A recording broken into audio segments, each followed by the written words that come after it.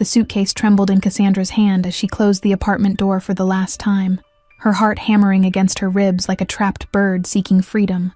Rain poured in relentless sheets, washing away her tears as she hurried down the darkened street. Headlights from passing cars illuminated her face in harsh flashes, each one making her flinch as though Peter might materialize from any of them. The bus station's fluorescent lights buzzed overhead, casting sickly shadows across faces that seemed to watch her with too much interest. The midnight bus to Philadelphia wheezed to a stop before her, its doors opening like the mouth of an uncertain future. She clutched her ticket so tightly it tore at the edges, her phone deliberately left behind in the apartment drawer where Peter would eventually find it. Philadelphia had changed in the 8 years since she'd last visited Aunt Harriet, the familiar streets now seeming narrower, buildings leaning in as though whispering secrets she wasn't meant to hear. Memories flooded back of summers spent chasing fireflies in her aunt's small backyard, before Peter had systematically disconnected her from everyone. The old brownstone stood exactly as she remembered, though the neighboring buildings seemed somehow different, freshly painted in some places, strategically dilapidated in others. Wind chimes on Aunt Harriet's porch sang their familiar melody, the only welcome sound in a strangely quiet street. "Cassie?" Aunt Harriet's voice cracked with emotion as she opened the door, her eyes widening at the soaked figure on her doorstep. "My God, you're soaked through! Come in," she urged, pulling Cassandra inside with surprising strength. The smell of cinnamon and cloves wrapped around Cassandra like a familiar blanket as she stepped into the warmth of her aunt's home. New curtains hung in the windows, positioned strategically, as if to allow someone to look out without being seen from the street. Steam rose from the mug of tea Aunt Harriet pressed into her trembling hands, the older woman's eyes examining her niece's face with a mixture of relief and poorly disguised alarm. "You didn't tell him where you were going, did you?" Cassandra shook her head, sipping the hot liquid that burned her throat, but somehow didn't warm the ice that had settled in her chest over years of Peter's subtle cruelty. "He doesn't know I have any family left. He thinks you moved to Arizona years ago." The guest room remained exactly as she remembered, down to the patchwork quilt her grandmother had made, though she couldn't help but notice the new deadbolt on the window. Outside, a black sedan drove slowly past the house, its tinted windows reflecting the streetlights. "The neighborhood's changed some," Aunt Harriet admitted over breakfast, sliding a plate of pancakes across the worn kitchen table. "New businesses opened up, some closed down. I've been at Bellini's restaurant for almost 3 years now, cooking for the dinner crowd." Her aunt's eyes darted to the window as she spoke, a subtle movement that might have gone unnoticed by someone less attuned to the micro-expressions of fear. Something unspoken lingered in the air between them, heavy as the morning humidity that pressed against the windows. "You should come by the restaurant. They're always looking for help, and the tips are good," Aunt Harriet suggested, carefully folding dishcloths with practiced precision. "The owner's particular about who works there, but I could put in a word for you." The street outside seemed to come alive as morning progressed, but in ways that struck Cassandra as oddly choreographed, the same men in suits appearing at regular intervals, nodding respectfully to certain neighbors while completely ignoring others. A sense of invisible boundaries became apparent. Cassandra stepped onto the porch, breathing in air that tasted of approaching autumn, and something else she couldn't quite identify, a tension that seemed to vibrate between the buildings. Her attention caught on a man across the street, watching her with undisguised interest. The man's gaze lingered a moment too long before he turned away, disappearing into a sleek black car identical to the one she'd seen the night before. When she mentioned it to Aunt Harriet, the older woman's lips thinned to a tight line. Walking the familiar streets of her childhood should have brought comfort, but instead, Cassandra felt eyes tracking her movements from behind curtains and store windows. Corner shops, she remembered, had transformed into upscale cafes and boutiques. A group of men outside the local barbershop fell silent as she passed, their conversation resuming only when she turned the corner, the weight of their stares pressing against her back. Cassandra quickened her pace, memories of Peter's surveillance merging with this new, undefined threat. Bellini's restaurant stood at the corner of Maple and Fifth, its tastefully weathered exterior suggesting decades of history despite having opened just 4 years ago, according to the small plaque beside the door. Crystal chandeliers visible through the windows cast prismatic light across white tablecloths. The maitre d' assessed Cassandra with calculating eyes when she asked about her aunt, his stance shifting subtly from dismissive to attentive when Harriet's name left her lips. "Wait here," he instructed, disappearing through a door marked private. The kitchen bustled with controlled chaos, chefs moving with military precision under the watchful eye of a tall woman whose authority radiated from her like heat. Aunt Harriet beamed at the sight of her niece, quickly introducing her to the stern-faced woman. Beth's inspection was thorough and unnerving, her eyes traveling from Cassandra's face to her hands, as if assessing her value like merchandise. "We need someone for the private dining rooms upstairs," she finally said, her voice carrying a hint of an accent Cassandra couldn't place. "Private rooms?" Cassandra asked, glancing at her aunt, who suddenly seemed fascinated with the arrangement of herbs on her cutting board. Beth's smile didn't reach her eyes as she gestured toward a narrow staircase at the back of the kitchen. The second floor of Bellini's was another world entirely. Plush carpets muffled their footsteps as Beth led her down a hallway lined with heavy wooden doors, each bearing only a small number in gold. "These are for our special guests," Beth explained. Beth handed Cassandra a black dress still wrapped in plastic, the designer label making her eyes widen. "You'll start tonight," she stated, offering no room for negotiation. 7 sharp. Wear your hair up and no perfume. Our guests prefer subtlety." Walking home, Cassandra felt a chill despite the warm afternoon sun. Something about Beth's demeanor and the hushed opulence of those upstairs rooms stirred memories of how Peter had slowly isolated her from her world. Yet the prospect of steady income was too tempting to refuse.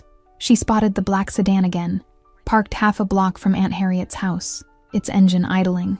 As she drew closer, the driver, a broad-shouldered man with close-cropped hair, stepped out and opened the back door with practiced efficiency.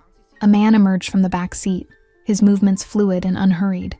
Tall and lean, dressed in an impeccably tailored suit that whispered of wealth rather than shouting it. His eyes found hers immediately, as if he'd been waiting for her approach. "Cassandra Hayes," he said, her name in his mouth not a question but a confirmation. "I've been looking forward to meeting you.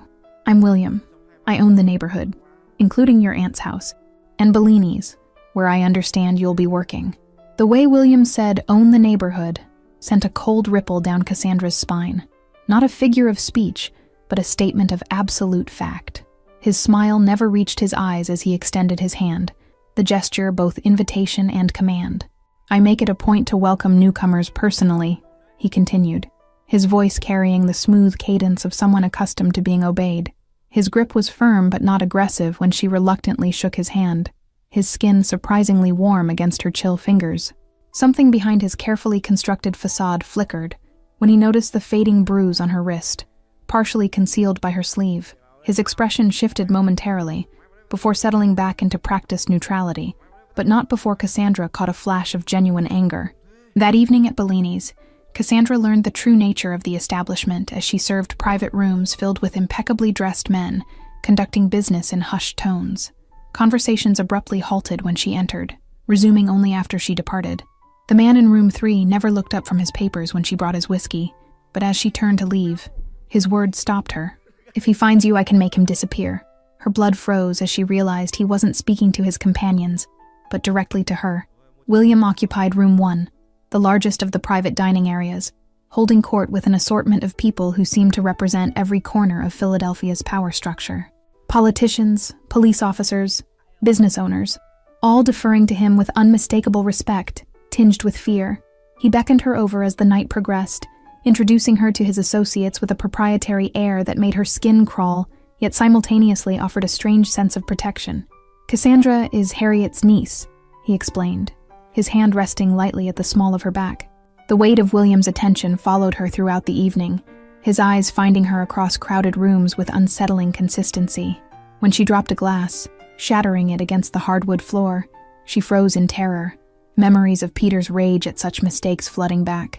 Instead of anger, William appeared beside her with surprising speed, waving away the approaching manager. "Leave it," he commanded, his voice quiet but brooking no argument. To Cassandra he murmured, "Not everyone punishes accidents, Cassandra." The implications of his words, that he knew about Peter, about her past, left her speechless as he guided her away from the broken glass.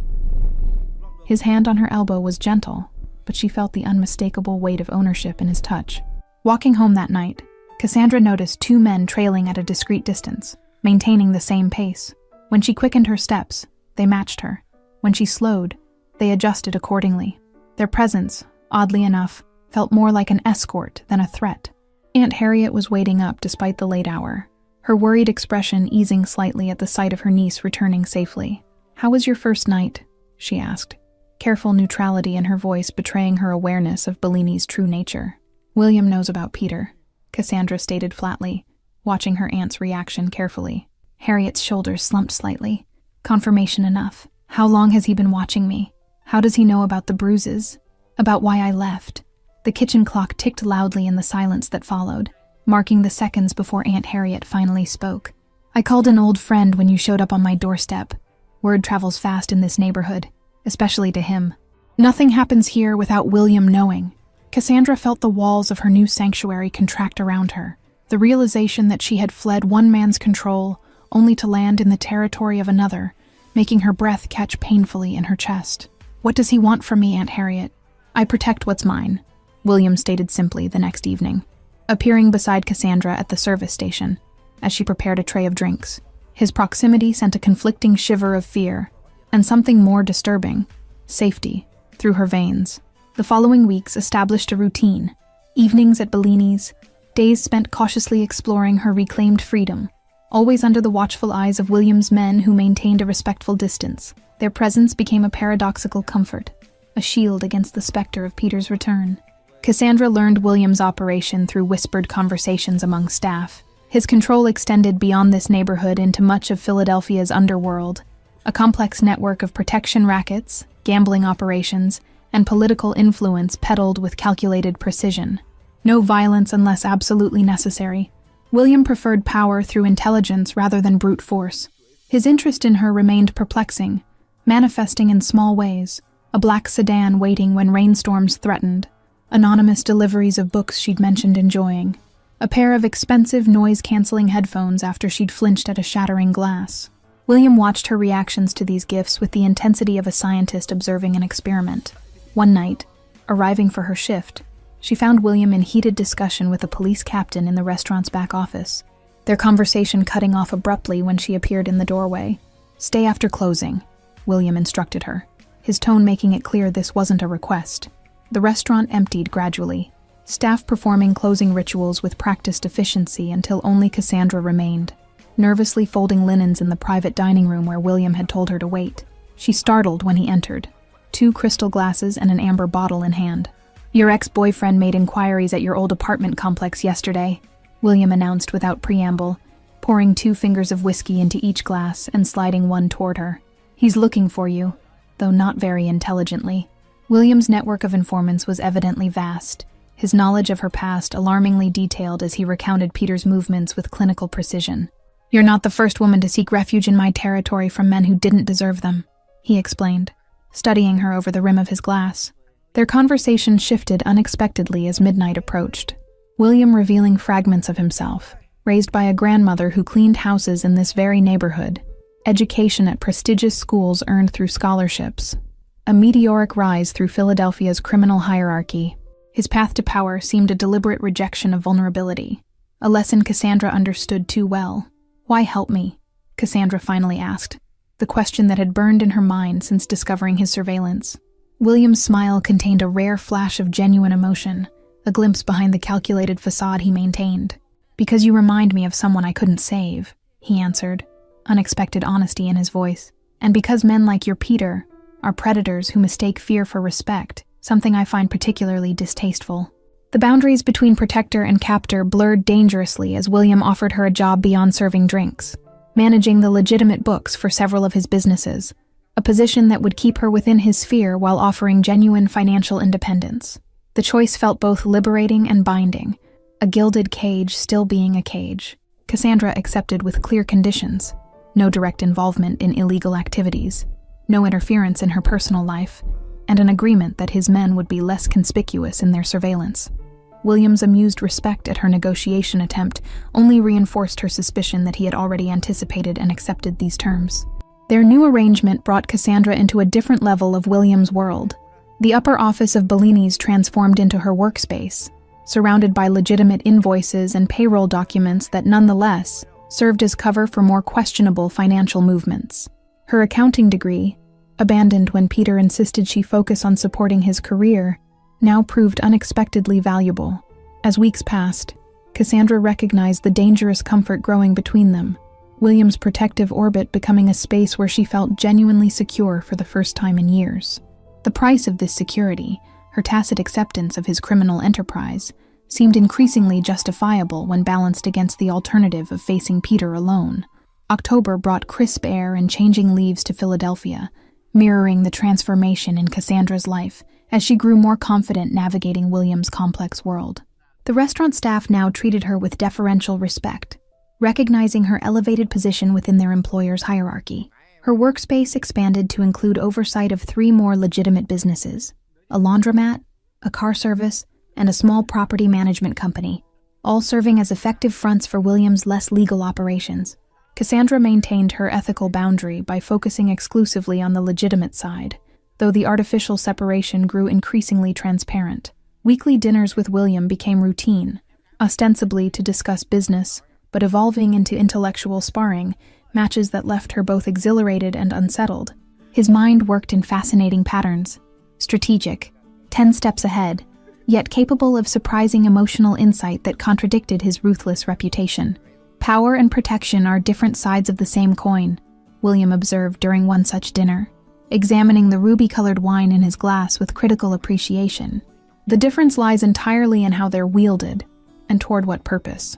Aunt Harriet remained cautiously supportive, though concern shadowed her eyes whenever William's name entered their conversations. "He's different with you," she admitted reluctantly one Sunday morning, while they prepared breakfast together. "I've never seen him genuinely interested in anyone before. It's both promising and worrying." On a rare day off, Cassandra ventured beyond William's territory to a downtown shopping district, savoring the anonymity of crowds and the absence of watchful eyes. The sensation of true independence felt intoxicating after months under constant observation. The boutique saleswoman's friendly chatter about an upcoming neighborhood festival provided delightful normality, a conversation devoid of hidden meanings or power dynamics. Cassandra purchased a deep green sweater, imagining a life where such simple interactions were commonplace rather than exceptional. Reality intruded harshly as she exited the shop, her gaze colliding with a horrifyingly familiar face across the street. Peter, emerging from a coffee shop, his attention momentarily directed toward his phone. Panic froze her mid-step, the shopping bag slipping from suddenly numb fingers. Peter looked up, his expression shifting from casual distraction to predatory recognition with chilling speed. Cassandra's feet finally responded to her brain's desperate commands, carrying her into the nearest crowd, as her heart thundered painfully against her ribs. The protective bubble of William's territory now seemed miles away as she navigated unfamiliar streets, constantly glancing over her shoulder. Peter's voice called her name from somewhere behind, the sound striking terror through her core more effectively than any weapon. Ducking into an alleyway proved disastrous, a dead end trapping her between brick walls as Peter's footsteps approached with deliberate slowness. His face had always been handsome in conventional ways that masked the cruelty beneath, now openly displayed in his triumphant smile. "Found you," he said simply, blocking the alley's exit with his body, hands casually tucked into jacket pockets, as though they were meeting for a planned date. "You've made this much more difficult than it needed to be, Cass." Before he could advance further, a black sedan screeched to a halt at the alley entrance, 2 of William's men emerging with efficient purpose. Peter's confusion at the interruption quickly morphed to alarm as they positioned themselves between him and Cassandra. The men said nothing, their stance and unwavering attention communicating all that was necessary. Peter retreated a step, then another, his expression cycling through anger, calculation, and finally reluctant withdrawal as he recognized the implicit threat. Cassandra's relief at the intervention mingled with disturbing realization. William's surveillance had never truly ceased, merely become less obvious at her request.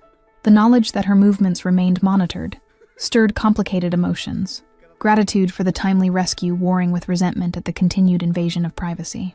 "He'll come back," William stated without emotion later that evening, his fingers steepled before him as they sat in his private office above Bellini's.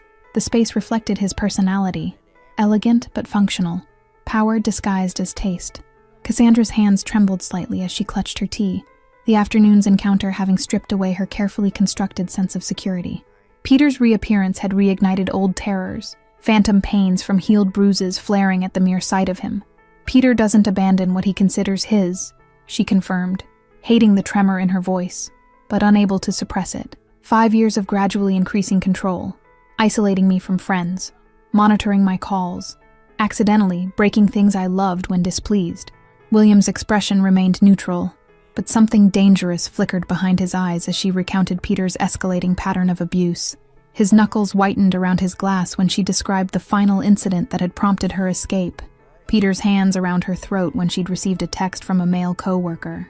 "I could solve this problem permanently," William offered, the casual tone belying the gravity of what he suggested. "One phone call. He disappears. No questions, no traces." The offer hung in the air between them, tempting in its simplicity, yet terrifying in its implications. Cassandra had entered William's world understanding its boundaries and rules, but this moment represented a threshold. Accepting his solution would make her complicit in whatever fate befell Peter. "No," she finally answered, meeting his gaze steadily. "I won't become what he tried to make me, someone who hurts others to feel safe. There must be another way." William's approval surprised her, a genuine smile warming his usually guarded features as he leaned forward. "There is always another way for those patient enough to find it," he agreed, reaching for a slim folder on his desk. The folder contained detailed documentation of Peter's life since Cassandra's departure. Gambling debts accumulated at establishments connected to William's network, questionable business practices at his accounting firm, evidence of tax improprieties that would interest federal authorities, ammunition gathered without her knowledge for this inevitable confrontation. "Leverage is cleaner than violence," William explained, spreading photographs across the desk showing Peter entering various establishments known for high-stakes poker games. "We apply pressure indirectly until he decides leaving Philadelphia, and you, behind, is his best option." Their strategy took shape over the following days. Careful manipulation of Peter's growing financial troubles, anonymous tips to his employers about ethical concerns, pressure from loan sharks suddenly calling in markers. William orchestrated the campaign with the precision of a chess master, each move designed to incrementally increase Peter's desperation. Cassandra's role remained deliberately minimal. William insisted on keeping her separated from the actual mechanics of their plan, ostensibly to protect her, but perhaps equally to maintain his control over the situation. The power imbalance between them had never felt more pronounced. A week into their campaign, Peter attempted direct contact, appearing outside Bellini's after closing, clearly intoxicated and belligerent. William's men intercepted him before he could enter, the confrontation visible through the restaurant's front windows as Cassandra watched with her heart in her throat. The following morning brought unexpected development. A formal restraining order delivered to Aunt Harriet's house, filed by William's attorney on Cassandra's behalf, using evidence she hadn't known existed, photographs documenting her old injuries, medical records she'd never authorized releasing, witness statements from former neighbors. William had crossed another boundary without consultation, the protective gesture simultaneously comforting and disturbing in its presumption. His resources and connections had accomplished in days what might have taken her months, yet the ease with which he'd accessed her private medical history sent a chill through her. "We need to establish boundaries," Cassandra stated firmly, facing William across his desk the following evening, her voice steadier than her nerves. The restraining order had triggered an overdue conversation about the parameters of their arrangement. William's expression remained neutral, though something like respect flickered in his eyes at her confrontation.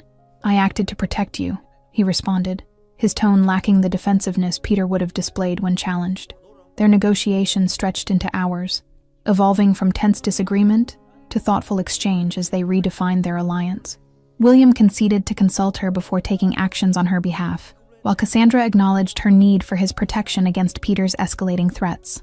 The compromise felt like genuine progress, William treating her as a partner rather than a possession, her autonomy respected even within the confines of their unorthodox relationship. The subtle shift in power dynamics between them promised a foundation less built on control and more on mutual respect. Peter's response to their campaign proved more erratic than anticipated. Instead of retreating under pressure, he became increasingly reckless. Anonymous threats arrived at Aunt Harriet's house, hang-up calls in the middle of night, once a brick through the front window that shattered the early morning silence. William's security detail doubled around both Cassandra and her aunt, the men now openly visible as a deterrent rather than maintaining their previous discretion. The neighborhood residents adjusted to this heightened presence with knowing glances, confirming Cassandra's suspicion that unusual activities were commonplace in William's territory. Cassandra found unexpected solace in her growing friendship with Beth, the stern restaurant manager whose initial coldness had melted into protective camaraderie. During quiet moments between shifts, Beth shared stories of her own escape from an abusive husband in Boston, revealing the network of women William had helped over the years. "He builds sanctuaries, not prisons," Beth explained, expertly chopping vegetables in Bellini's kitchen long after closing. "The difference is subtle but critical. He creates spaces where broken people can rebuild themselves without fear." The morning routine Cassandra established reflected her gradual reclamation of normalcy: coffee on Aunt Harriet's porch regardless of weather, financial records organized by color-coded systems, evening walks through designated safe zones within William's territory.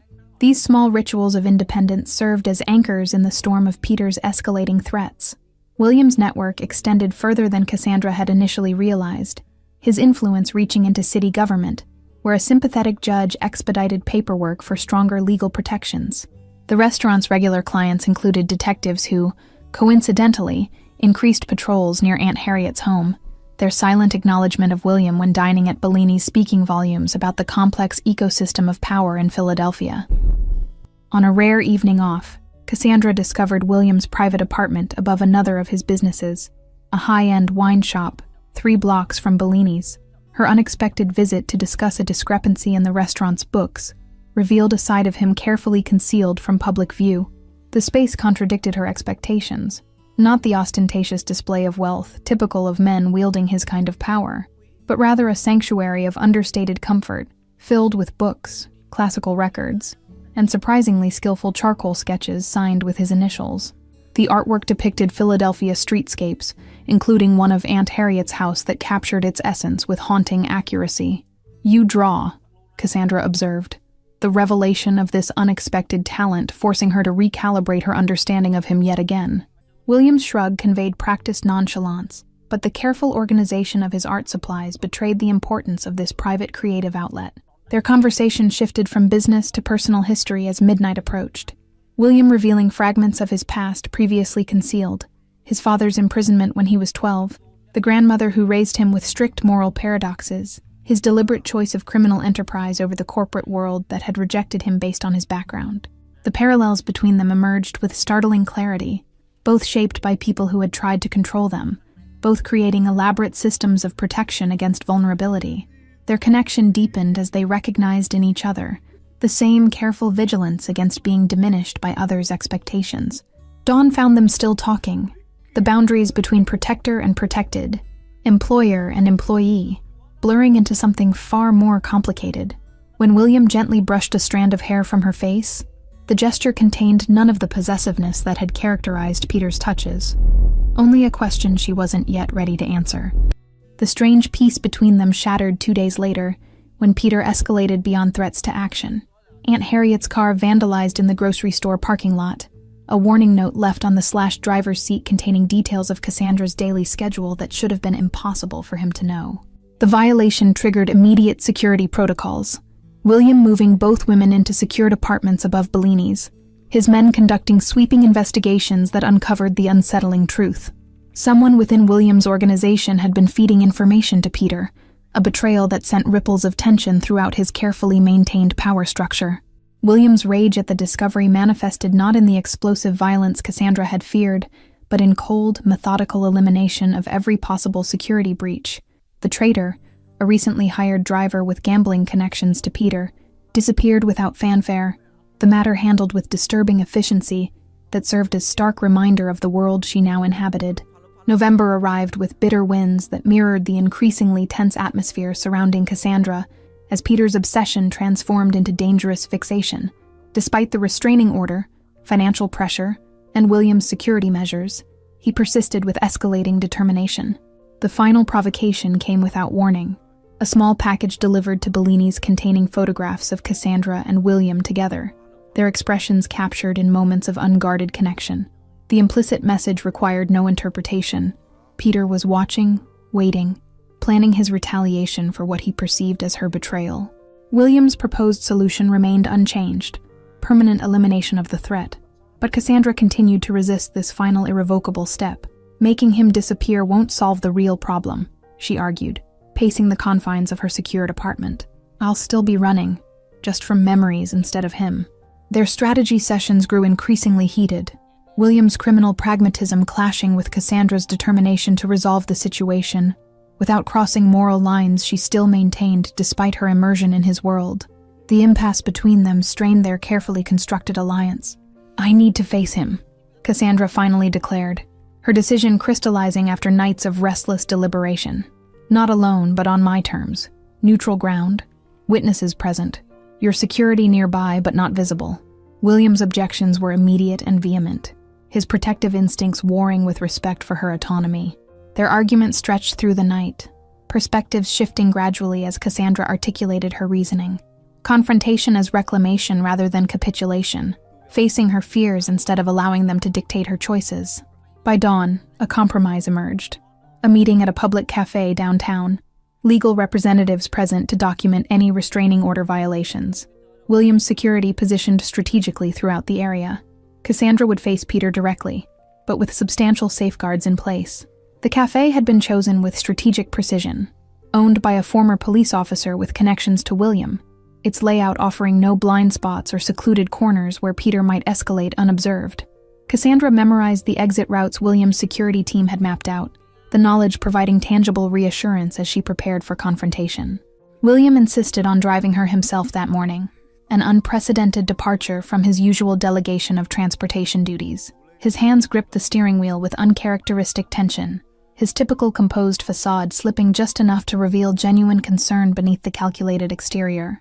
"You've changed him," Aunt Harriet observed the night before the meeting, helping Cassandra select an outfit that projected confidence rather than vulnerability. "In all my years working for William, I've never seen him personally involved in protecting anyone. His empire, yes, but not an individual." The lawyer William provided, a sharp-eyed woman named Gloria, with 20 years of domestic violence case experience, reviewed their strategy one final time before Peter's arrival. "Let him incriminate himself," she advised, adjusting the discreet recording equipment. "Your strength is in your calmness. It's what he can't predict or control." The message reaching Peter through carefully indirect channels offered what he had demanded since discovering her location. 10 minutes of her time, a chance to speak directly without intermediaries. His eager acceptance confirmed what Cassandra had suspected. His pursuit was driven by the need to re-establish control rather than genuine attachment. The appointed day arrived with glacial slowness, hours stretching as Cassandra prepared herself mentally for the confrontation. William remained uncharacteristically silent that morning, his concern evident in the tightness around his eyes as his men confirmed security positions throughout the meeting area. "Remember who you are now," he told her quietly as they parted, his hand resting briefly against her cheek in rare public display of affection. "Not who he tried to make you." The cafe bustled with lunchtime activity, strategic normality that would prevent Peter from creating a scene without witnesses. Cassandra chose a table with clear sightlines to all entrances, William's attorney seated at a neighboring table with recording equipment discreetly positioned. Peter's arrival sent a jolt of physical memory through her body, instinctive fear response to his presence that she acknowledged but refused to surrender to. His appearance had deteriorated since their encounter weeks earlier. Unshaven, clothes rumpled, dark circles beneath eyes that fixed on her with uncomfortable intensity. "You look different," he observed as he sat across from her, his tone suggesting accusation rather than casual observation. The comment crystallized everything wrong with their past relationship, his perception of changes to her appearance as personal affronts rather than expressions of autonomy. Cassandra's carefully prepared statements dissolved in that moment of clarity, replaced by simple truth. "I am different, Peter. I'm not yours anymore. I never really was, though both of us pretended otherwise." Peter's facade cracked at her direct challenge, his carefully cultivated charm giving way to the controlling rage that had always lurked beneath. "That mobster thinks he owns you now," he hissed, leaning forward with fingers clenched around his coffee cup. "You've just traded one cage for another." "No one owns me," Cassandra replied, her voice steady despite the adrenaline surging through her veins. "That's what you never understood, the difference between protection and possession, between partnership and control." Peter's expression darkened further, his voice dropping to a dangerous whisper as he detailed his observations of her movements within William's territory. The extent of his surveillance confirmed Cassandra's decision to confront him directly. His obsession would never have faded without this confrontation. "I know about his operation, his businesses, his connections to city officials." Peter continued, desperation evident as he played what he believed was his trump card.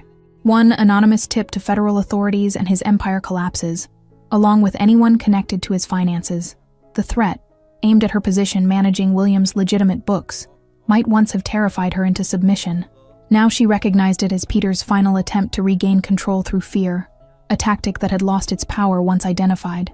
"Everything I manage is legitimate and documented," she responded calmly, though her heart raced. "Report whatever you want. My work will withstand scrutiny, but consider what happens after. William's resources against yours, his connections against your increasingly questionable reputation." The calculated risk in mentioning William's potential retaliation paid off immediately, Peter's expression shifting from aggressive certainty to the first flickers of genuine fear. His research had revealed enough about William's operation to understand the implied threat wasn't empty. The cafe owner appeared beside their table with impeccable timing, ostensibly refilling water glasses while evaluating the tension between them. His casual presence served as subtle reminder that Cassandra wasn't truly alone, the establishment itself part of William's invisible safety network throughout Philadelphia. Peter's fingers drummed an agitated rhythm against the tabletop, his eyes darting toward the exits with increasing frequency as the balance of power shifted perceptibly between them. This reversal, Cassandra composed while he unraveled, represented everything he had feared since her departure. Her independence from the control he had meticulously constructed. "I've documented everything," Cassandra continued, sliding a sealed envelope across the table containing copies of dated photographs of her injuries, text messages containing his threats, witness statements from neighbors who had heard his violence. "This stays sealed unless you contact me again. Then copies go to police, your employers, and your family." She recognized the precise moment Peter accepted defeat, a subtle slackening around his eyes, resignation replacing entitlement in his posture. For the first time since meeting him 6 years earlier, Cassandra saw him clearly. Not the charismatic professional who had charmed her initially, nor the monster who had emerged later, but a fundamentally insecure man whose sense of self depended entirely on controlling others. "You have choices, Peter," Cassandra continued, seizing the advantage as his confidence wavered. "Leave Philadelphia, forget my existence, build a new life elsewhere, or continue this pursuit and face consequences from legal channels, professional repercussions, and yes, William's organization." The attorney at the neighboring table shifted slightly, ensuring the recording captured every word of Peter's earlier threats and Cassandra's measured response. This documentary evidence would strengthen the restraining order and provide leverage should Peter attempt further contact. "You think you've won," Peter snarled, his voice rising enough to draw attention from nearby tables. His composure cracked further as he registered the public scrutiny, the witnesses to his increasingly erratic behavior, creating exactly the scenario Cassandra had engineered. His departure came abruptly, chair scraping loudly against floor tiles as he stood, final threats muttered just loudly enough for her to hear before storming toward the exit. The relief of watching him leave flooded through her body like physical warmth after prolonged chill. William's men reported Peter's movements throughout the remainder of the day. Immediate visit to his apartment where he began packing hastily, phone calls to contacts in Chicago, purchase of a train ticket departing that evening. Their confrontation had achieved its purpose, pushing him toward the exit strategy she had carefully laid before him. 3 days passed without incident. Then a week. Verification from William's extensive network confirming Peter had indeed relocated to Chicago. His Philadelphia apartment emptied, job resigned, local connections severed. The shadow that had hung over Cassandra's new life gradually dissipated, allowing her to consider her future without the specter of his return. "What happens now?" William asked one evening as they shared dinner on the rooftop garden above his wine shop, the city lights spread before them like earthbound stars. The question encompassed more than just security arrangements, addressing the undefined territory their relationship had entered. Cassandra considered the man across from her, complex, dangerous, protective without possessiveness, his power substantial yet increasingly wielded with her input and consideration. Not a savior or replacement controller, but a partner who respected her boundaries even while maintaining his own. "Now we negotiate new terms," she answered, reaching across the table to take his hand in deliberate gesture of chosen connection, rather than obligation. Equal partners with separate lives that intersect by choice rather than necessity. The future stretched before them, complicated, morally ambiguous, but fundamentally different from the controlled existence she had fled. Williams' world offered protection without imprisonment, connection without ownership, power shared rather than imposed, an imperfect freedom, but freedom nonetheless. Thank you all for following this story. If you're enjoying it, write in the comments where you're watching from, and don't forget to like, subscribe, and share the video, as your support is important for me to continue here. А все равно, как бы, ну, сути дела не меняет, как бы зарплата плюс-минус везде там, ну, больше, чуть меньше. Как бы, и, наверное, это все, вот эта общая ситуация, наверное, у многих привела, во-первых, сфера развлечений, да, всякие там кредиты и так далее, настолько загоняют каждого в задницу человека. И об этом на самом деле никто так-то не говорит.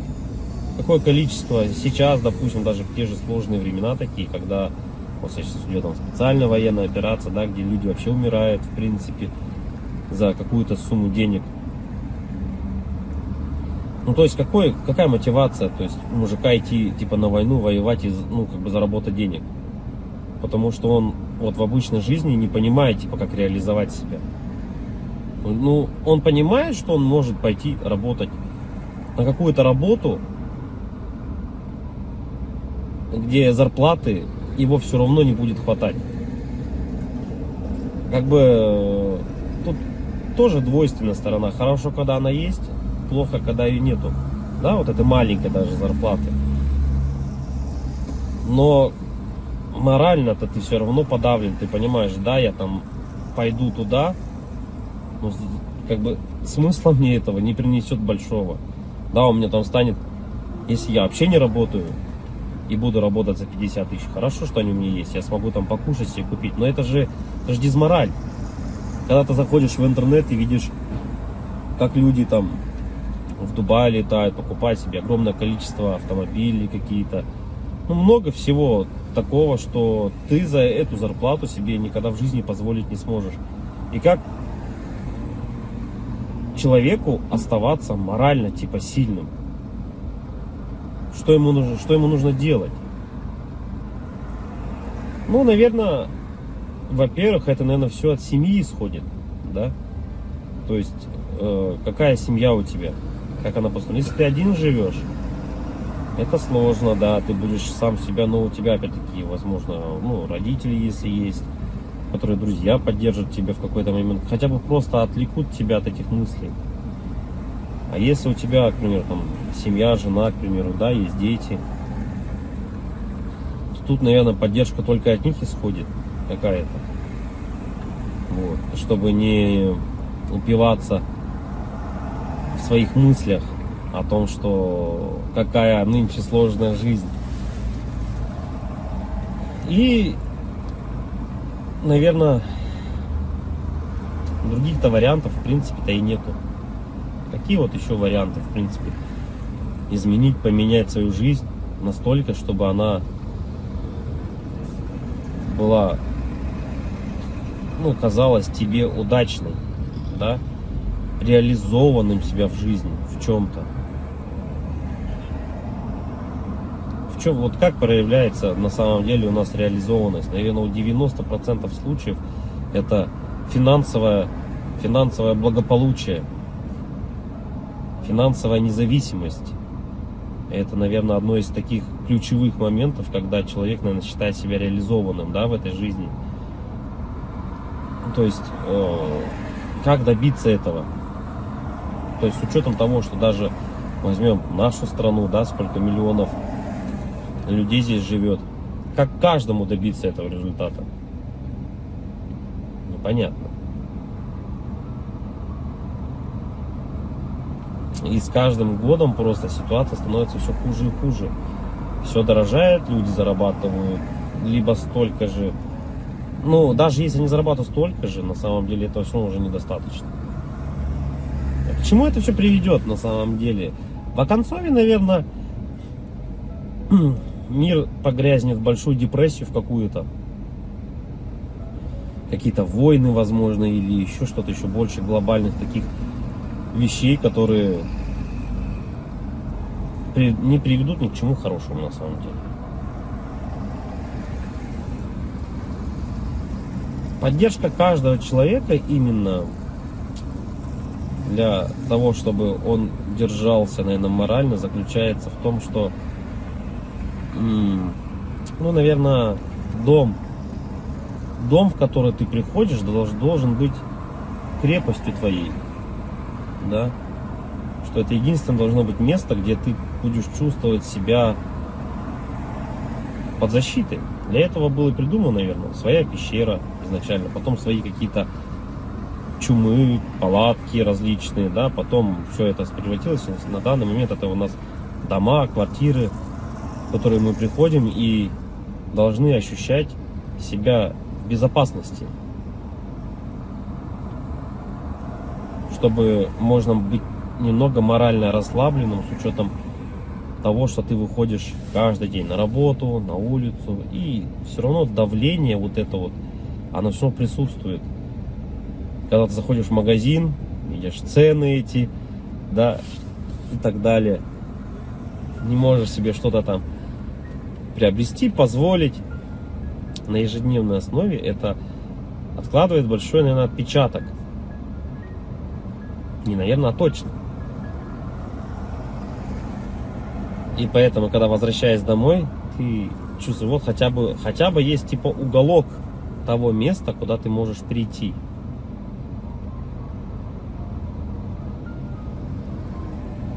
Уголок на самом деле человеку много тоже не надо. Можно хотеть большего, но на самом деле человеку одному много не надо. Да? Ему нужно спальное место, спокойное место, где можно подумать. Ну, это когда ты один, к примеру, да? Когда у тебя есть семья, к примеру, ты приходишь домой, опять-таки, тут хотя бы, да, поговорить о каких-то вещах. Просто об отрешенных вещах, наверное. И, возможно, при этих же условиях у тебя и появляется какая-то дополнительная мотивация для реализации себя. А когда у тебя нету ничего, вот это уже становится проблемой. И это у многих на самом деле. Что значит не иметь ничего?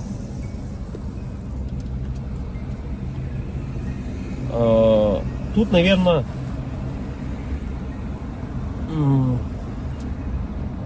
самое главное, дизмораль у человека еще возникает при том, что это уже, наверное, где-то в глубине души даже она возникает при даже хорошей финансовой подушке такой, которая у тебя есть, хороших финансовых деньгах, да, то есть, но нету вот внутреннего ощущения, к примеру, дружбы, семьи, любви и так далее.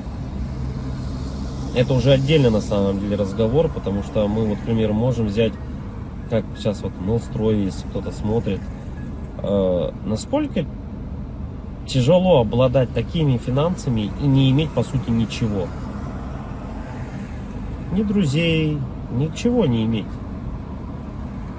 Так главное это получается для бедных главное деньги, для богатых главное какое-то внутреннее ощущение нужности, не из-за денег. Вот такое вот. И это борьба какая-то такая и вот эти два слоя общества, богатые и бедные, они друг друга не понимают. На самом деле из-за этого, возможно. Потому что богатый человек, он уже не смотрит на деньги, он не считает эти деньги. Ему важно внутреннее вот это вот ощущение того, что он нужен без них даже. Это как Тони Старку сказали: а кто ты без костюма? На вот это я филантроп, тудым-сюдым, он сказал, да? Так и человеку, у которого много денег, ты задашь вопрос: а кто ты без денег? Ну, что ты представляешь себе без денег? Вот и это, наверное, возможно, таких людей богатых, как вот, например, там Новстрой, задав ему этот вопрос: а кто ты без денег? Он на него ответить-то и не сможет. Обратная сторона людей бедных, да, вот если мы посмотрим, человеку